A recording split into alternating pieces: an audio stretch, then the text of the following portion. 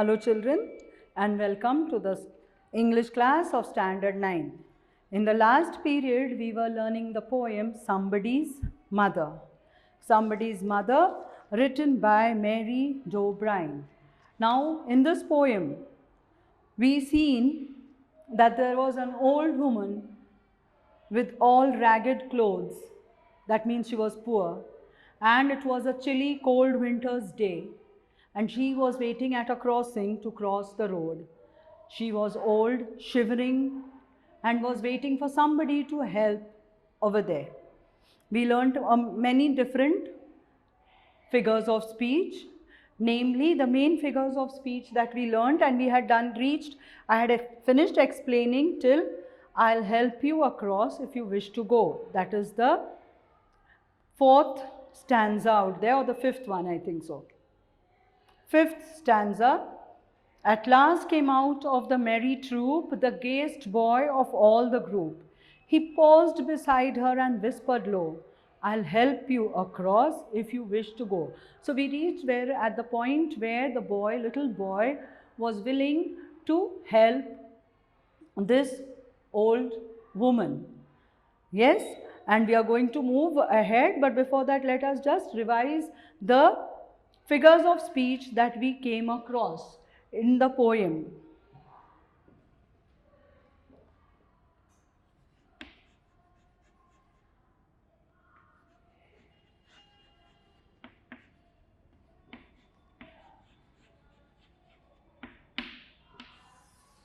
Because I want to introduce two new figures of speech. If you have not learnt in Standard 8, I think you all should know. That is why I am just revising what we learned in the previous class.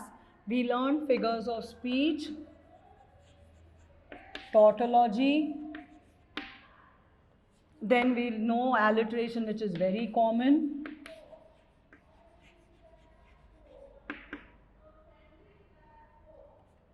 Then we learnt inversion.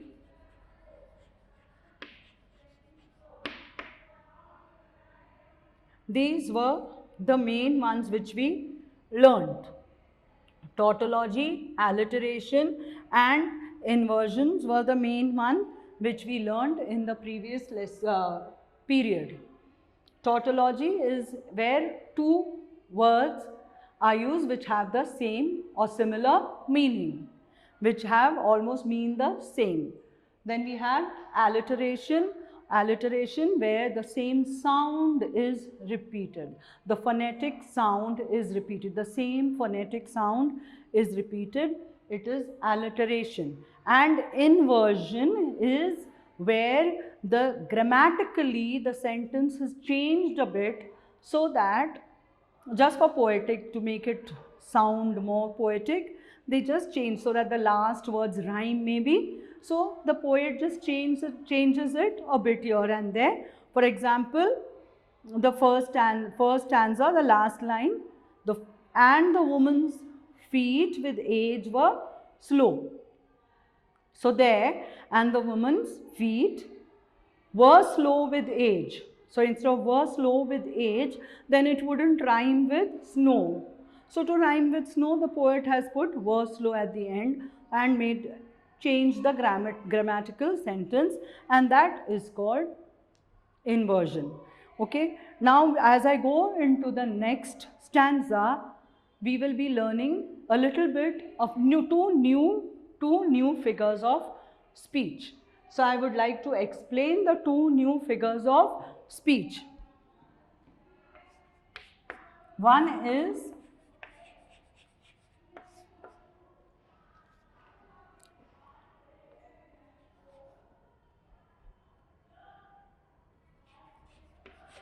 transferred epithet, and the fifth one is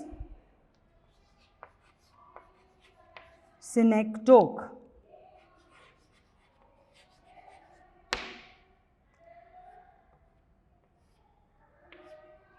Okay, so these two things which we are going to learn. So when we reach that point, I'll explain to you. But remember these two, you can copy down. These are the main ones which we are found in this poem, and I'll explain transferred epithet and synecdoche when we reach it. So now we've seen that this lady was struggling to cross the road and there was nobody helping her. Everybody was busy in their own lives, rushing so that they don't get late to their work or wherever they had to go. But at the same time when she was there, some boys came out from the school which was just let out, and among those boys was one happy little boy, the gayest boy among that group. And he went to this old woman and said, I will help you cross the road. Her aged hand, so now we'll go there, her aged hand on his strong young arm she placed, and so without hurt or harm, he guided the trembling feet along, proud that his own were young and strong. Then back again to his friends he went, his young heart happy and well content.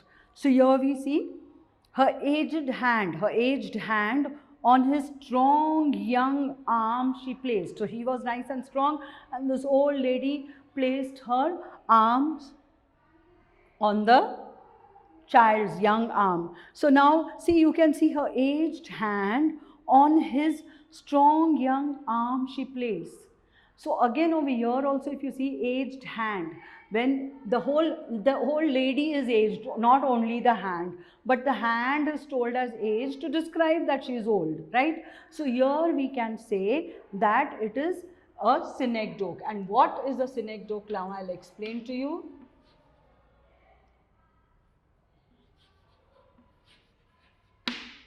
A synecdoche is when a part of something is used to refer to the whole.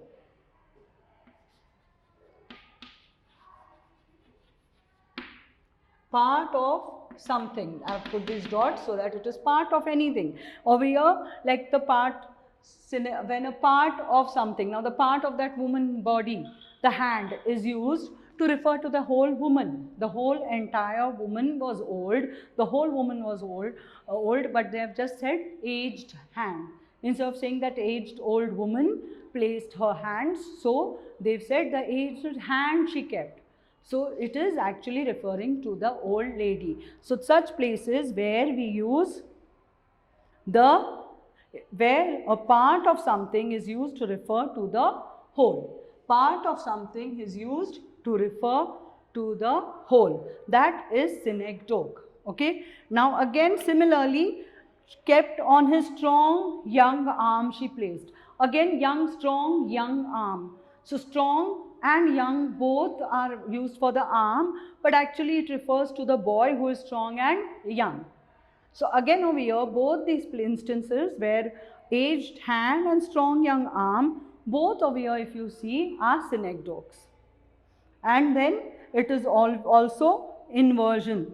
Her aged hand on his strong young arm she placed. She placed has come last over there because the poet has gone into the next line. But if you take the entire whole thing, she placed, you begin a sentence with, she placed her aged hands on the young boy.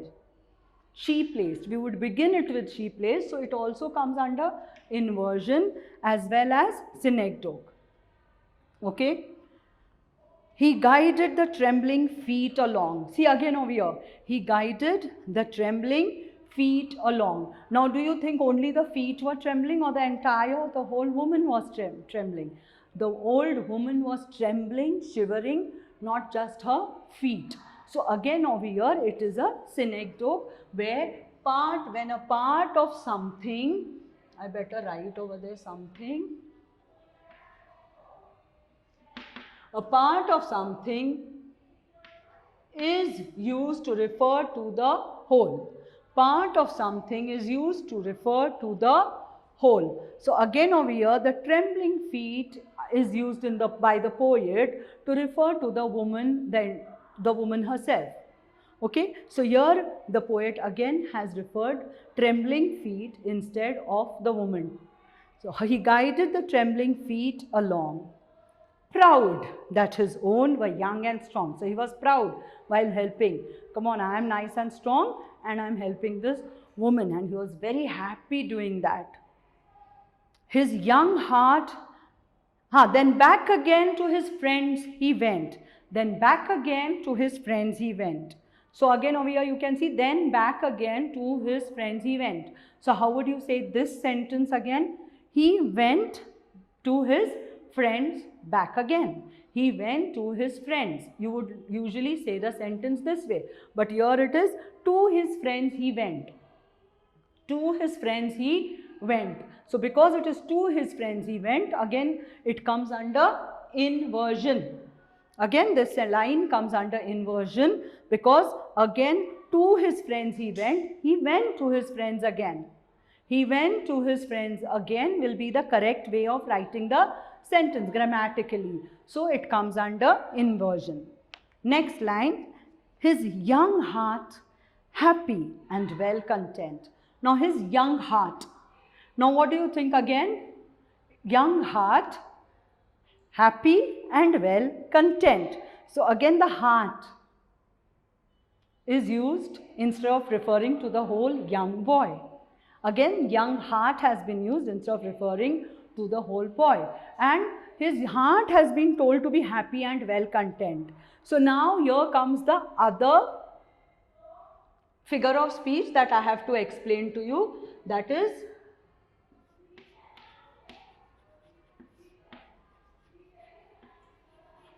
transferred epithet. Now what is an epithet? An epithet is nothing but an adjective. It is nothing else but an adjective or anything that is phrase or expressing the quality of whatever it is describing. It plays the role of an adjective. In short, epithet plays the role of an adjective. And what does adjective do? It qualifies the noun. What does adjective do? It qualifies the noun. So what is epithet? Epithet is an adjective. Transferred epithet means that word has been transferred from one noun to the other. From one noun it has been transferred to the other. For example, here let us see, his young heart happy and well content. His young heart happy and well content.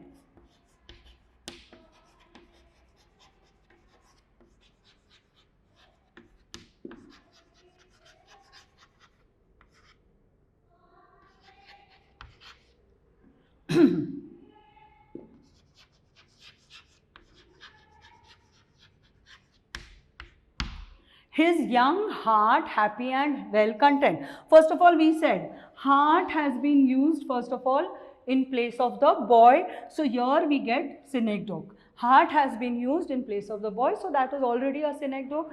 And happy and well content is used for the heart.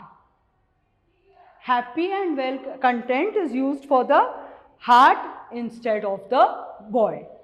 You can use happy and well content. Who is actually happy and well content?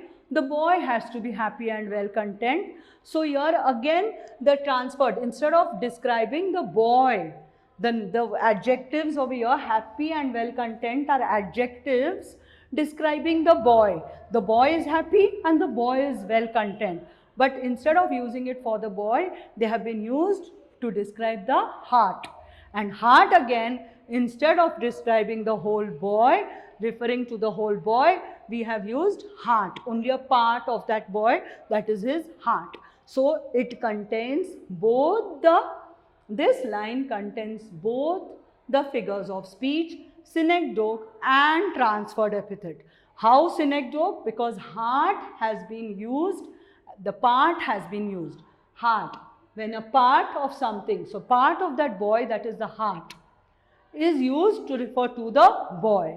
And transferred epithet, why? Because happy and well content are adjectives describing the boy, but instead of describing the boy over here, they are describing again the heart. So it has been transferred from one noun to the other. The adjective describing is describing the heart and not the boy. So got it? So this is transferred epithet as well as synecdoche.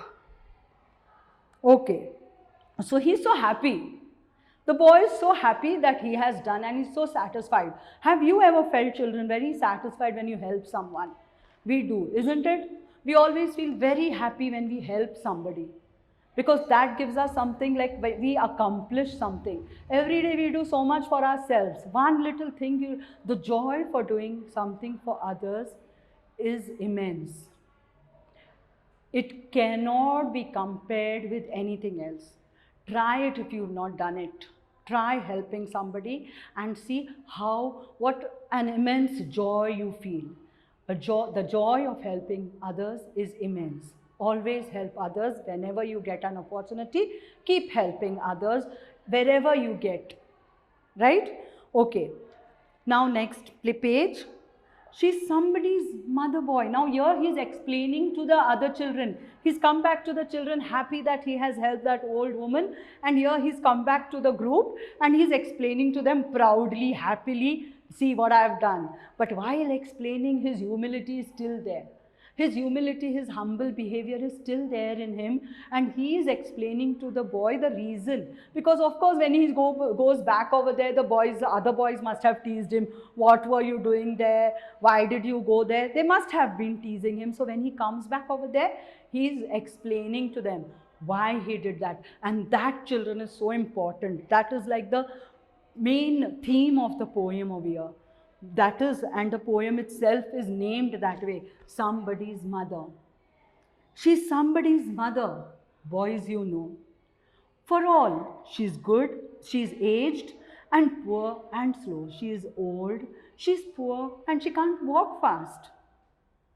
And someone, sometime, may lend a hand to help my mother. You understand? So here he's explaining to the children, what is it?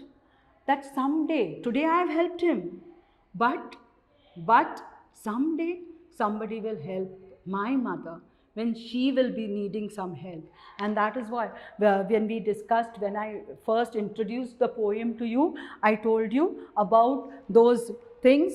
Be a reflection of what you'd like to receive. When you give out, will always return. Whatever you give out will always return. Do unto others as you want others to do unto you.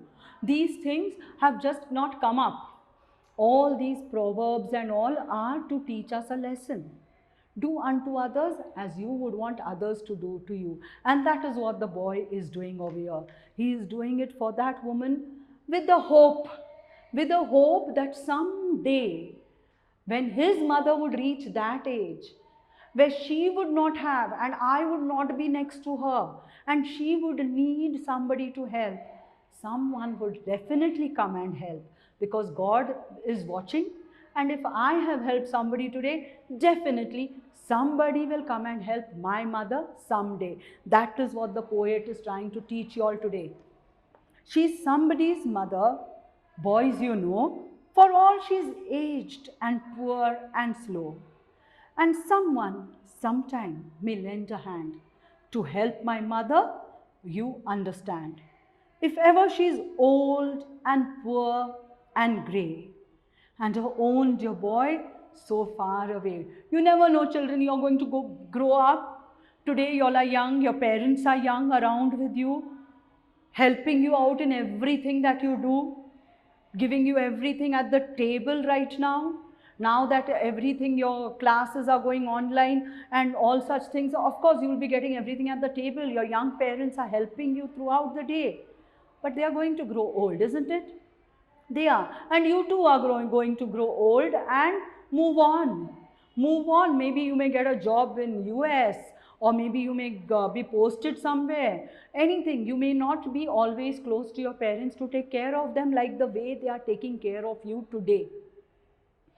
Always, if you have not done it, today you can do it. Hug your parents for what they do for you. just go and hold them tight and say thank you. Just say a thank you, and see, even that will give you joy. Even that little thing that you do for your parents will give you joy and them also the joy. Hold them and say thank you, mom, mummy, thank you, daddy, for all that you do. Tomorrow, you never know where you will be, whether you will be there to help them like the way they are helping you.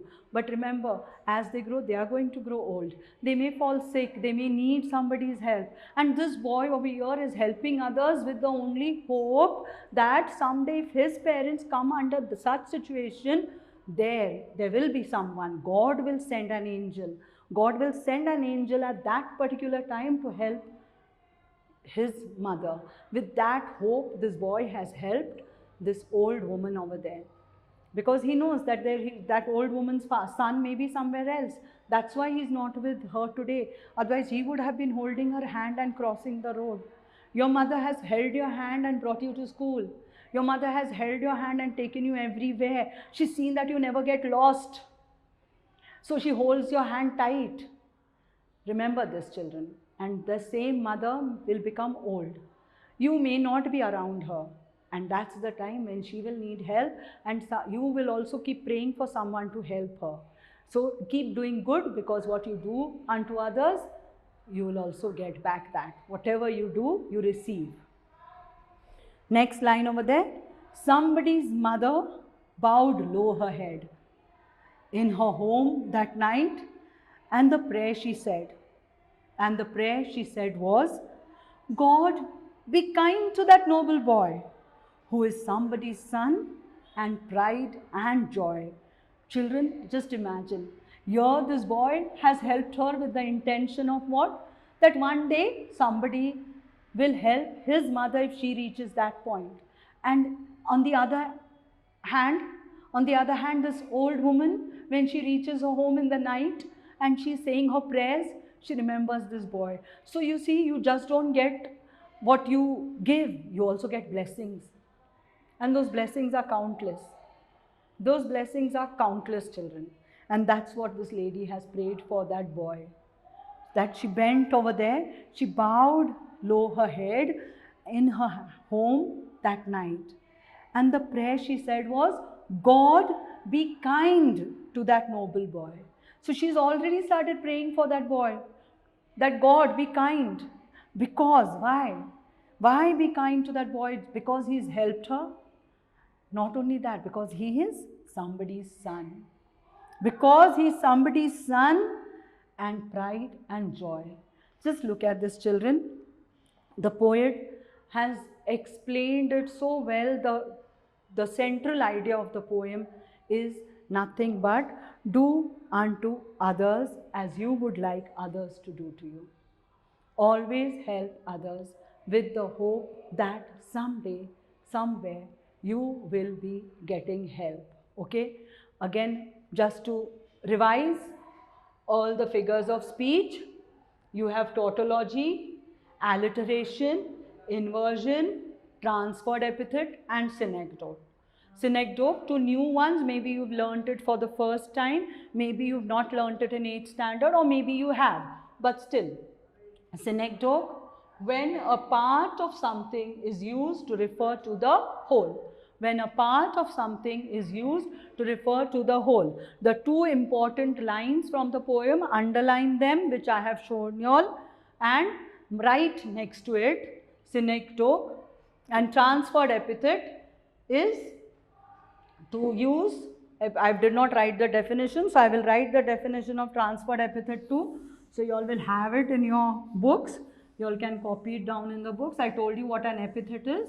Epithet is an adjective that qualifies a noun, and transferred epithet, it is a figure of speech where here transferred epithet is a figure of speech in which an adjective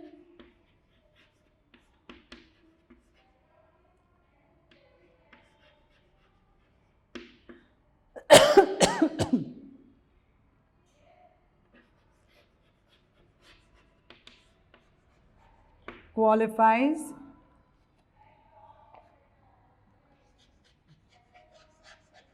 another noun rather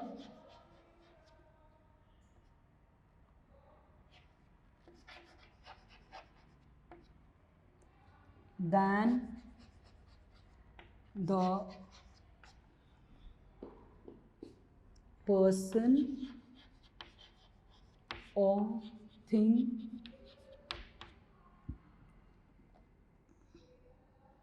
it is actually describing.